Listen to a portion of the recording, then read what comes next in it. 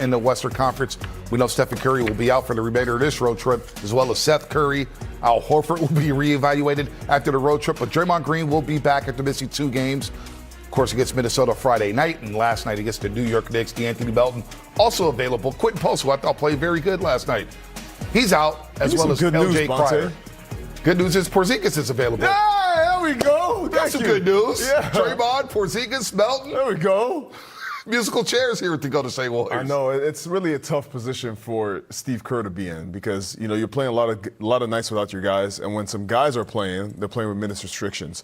I mean, Kristaps Porzingis' return is going to be huge for the Warriors. Him just being able to fit into this lineup, fit into this team, be healthy, and get his rhythm back. That for the Warriors is one of the biggest storylines, and it's really going to determine if the Warriors and Steph Curry's coming back is going to help them make a run in the postseason. His size, rim protection, versatility on the offensive end, all those things are some of the things the Warriors are missing in the way that he can really impact this team. I thought last night the entire active roster gave incredible effort and energy. Just didn't have enough to finish that game last night in Madison Square Garden. Tonight, a little role reversal. It's up to the veterans to bring the energy. DeAnthony Melton, Draymond Green, Kristaps Porzingis, they're the rested group. So they need to set the tone tonight and lift up the guys that played big minutes last night and get this win in Washington. Yeah, no doubt last night, that second quarter really did the Warriors in. Up 21 points, they were rolling. They blow that lead, go into the half up 9, where the Knicks really should have been down 20, and that's where the game flipped there. But they held their own in the second half. You saw a lot of good contributions from Guy Santos, Brandon Podziemski, Quentin Post, of course, as we take a look at our teamwork in action. And it's all about the 3 Ps. That's right. Gary Payton II, Brandon Podziemski, and Quentin Post. Now, GP2's played really well over his last 15 games, averaging over 11 points a game, 53.5% from the floor, 32.5% from the three-point line. He was hooping last night. Pods, his last 7, averaging nearly 20 a game to go along with 7 rebounds and 5 assists, 43% from the floor, 43%, I should say, from the three-point line, 47.5% from the floor. So we won't see Post tonight after 22 points as we welcome in the great KB, Kerith Burke. She also has an Emmy.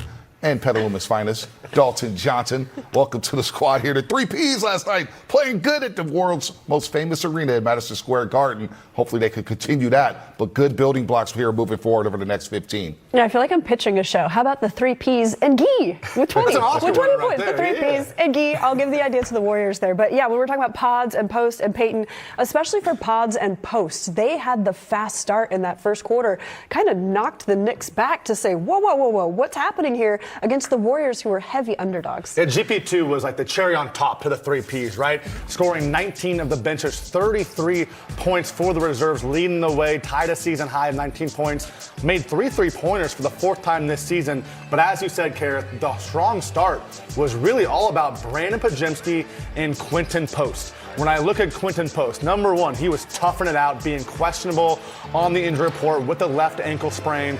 And for him, this was a huge opportunity. With no Al Horford, no Kristaps Porzingis, he does a career high in minutes, shot attempts, shots made, and points. More importantly, 4 made 3-pointers. In his previous 6 games he played combined, he made 4 3-pointers. The 3-point shot is key for Quentin Post as a stretch 5. Then Brandon Podziemski, who was going to be the alpha with such a short team that the Warriors had, so thin that the Warriors had, and that was Brandon Podziemski. Back-to-back 25-point games. He has now scored at least 22 points in 4 of his last 7 games. So I think that these are just ample opportunities for some of these young guys. Did I love BP's late 3?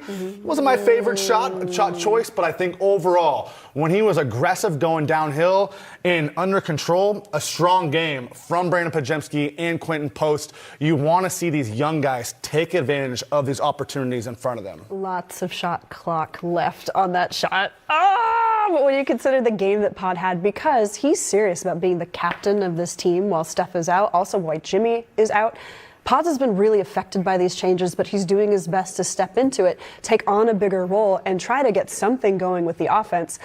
Maybe his decision late in the game is something you guys want to talk about, because the rest of the NBA has certainly been talking about that too. Yeah, locally as well, 25, 6, and 5 for Pods, but everybody remembers a missed 3-point shot with 23.7 seconds last night. And we'll discuss it in just a second here. You see it quickly, Fezzi.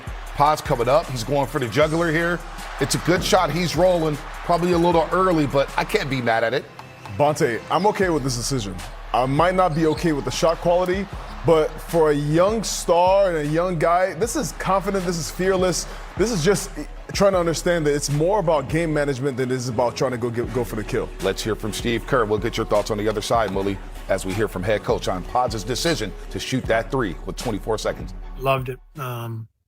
Didn't want to call a timeout. I wanted to play in flow. He had Brunson on him. He looked like he was going to attack. Brunson backed up, and I love it. Take the three, go for the throat. Coach, Coach Mully, as we hear from DJ here, they're still discussing the shot. Everybody's talking about the shot. What do you think about what Steve Kerr said, defended his player, and what do you think about the play itself? I thought it was an in rhythm, open shot. Just like Steve said, Brunson gave him a lot of room because Brunson's not the quickest defender. When he jabbed, when Paz made that first dribble towards to get by him, he backed up, rhythm shot.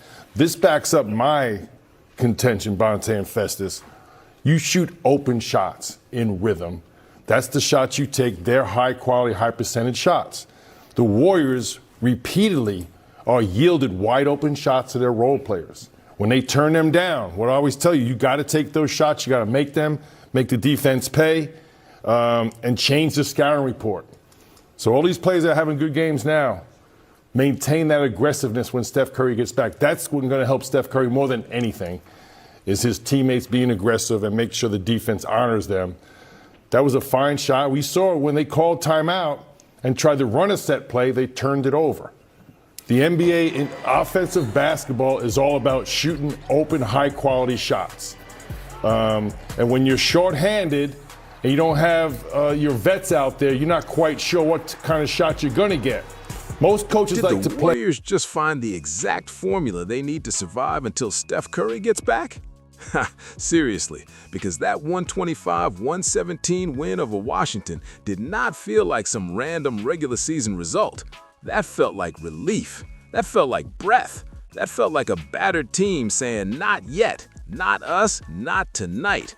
With Steph still out, at least through the rest of the trip because of that knee issue, and with the roster still missing bodies, Golden State walked into D.C. desperate to stop the bleeding, and they did it. They snapped a 5-game losing streak, gave Steve Kerr his 600th regular season win, and did it with energy, size, ball movement, and real edge. Yeah, that matters. And the biggest story, Kristaps Porzingis. Oh yeah, against his former team, he came out looking like the exact piece this version of the Warriors has been missing. 30 points in just 26 minutes, rim pressure, touch, spacing, length, all of it. That's why the pre-game conversation around him was so important. The Warriors need to know what this team can look like with size, with rim protection, with a legit offensive mismatch at the 5.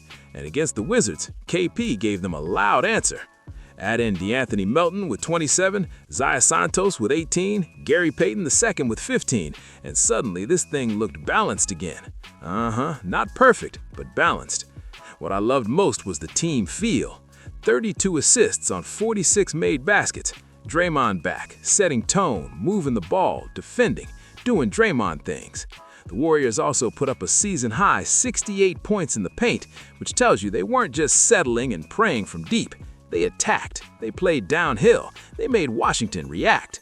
And after watching this team fight through so many shorthanded nights, it was refreshing to see the veterans come back in and actually stabilize the whole picture. Now, did Washington make it uncomfortable late? Yeah, they did. The Wizards cut the lead after trailing by as many as 17, and Golden State still has too many moments where games get messy. But that's why this win is useful. It wasn't easy. It forced execution, it forced composure, and it gave the Warriors something they badly needed before Boston.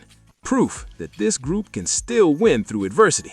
So my favorable takeaway is simple. If Porzingis keeps looking like this, if Melton keeps giving them punch, and if Draymond keeps the structure tight, then when Steph finally comes back, this team still has a pulse, still has a chance, still has a path. Tell me what you think in the comments. Was this just a win over a bad team, or was it the beginning of a real Warriors response? Hit like, subscribe, and ride with Dub Nation.